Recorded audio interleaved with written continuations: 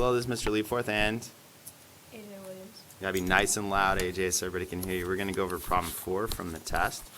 So I think it said square root of x, and then we're going from 0 to, what was it, 9? And the square root of 9 is about 3.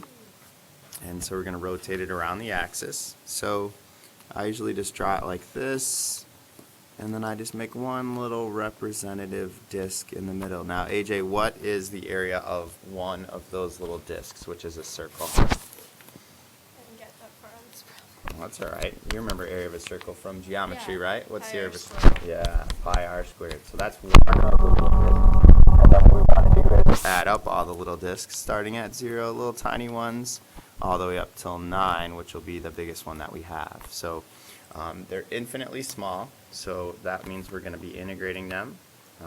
You want to start at 0, end at 9. You said pi r squared, right? Yes. So do you mind if I put the pi on the outside, because pi is just a number? No, I don't know.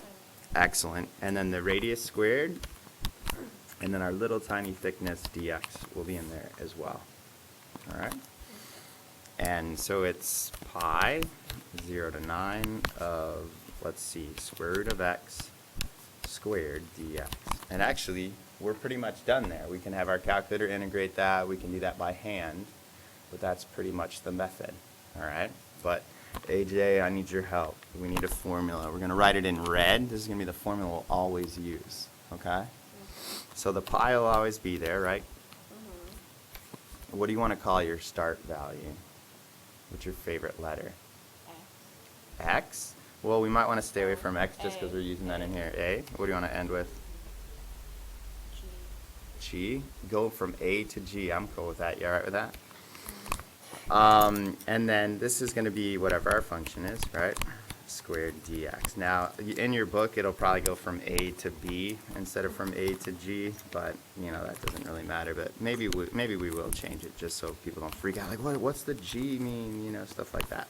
So then this is a big box. This is our formula that we'll memorize. We'll put big stars around it, you know, fireworks, stuff like that, so that we remember that this is happening. If you want to go A to G, that's fine. As long as A is your starting value, B is your ending value. In our case, it was just 0 to 9.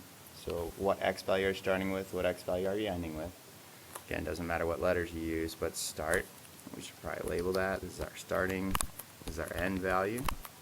This is the radius, but it's basically wherever the function's at. That's where your radius ends. So you start at 0, you're going up to your function, you're going up to your function, you're going up to your function.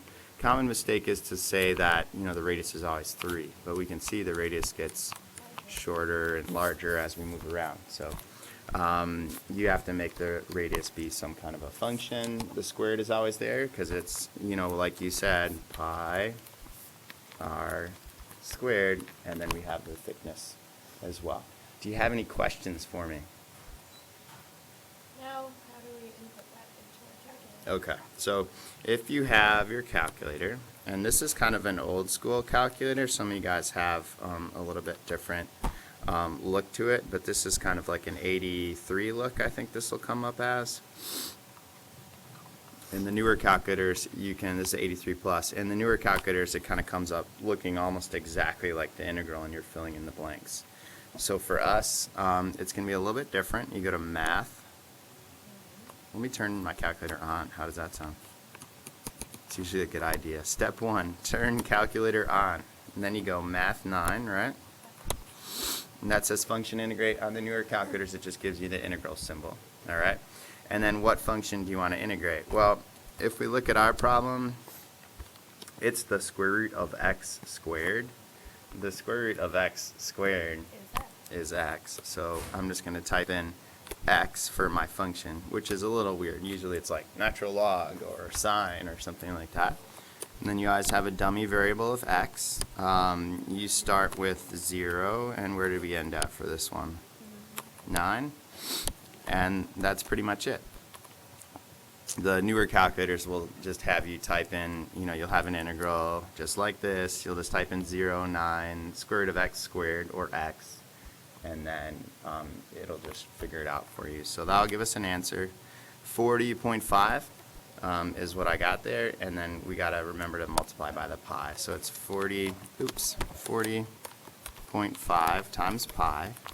And that's an exact answer. If it gives you 40.5, I mean, we don't want to multiply that by pi and get an approximation. That's the exact answer, and that's a volume, so that's in cubic units. And so that kind of ends off our problem. We're good? Good. So that's it. Hopefully that helped, and we'll see you next time. Any parting remarks? Listen. All right.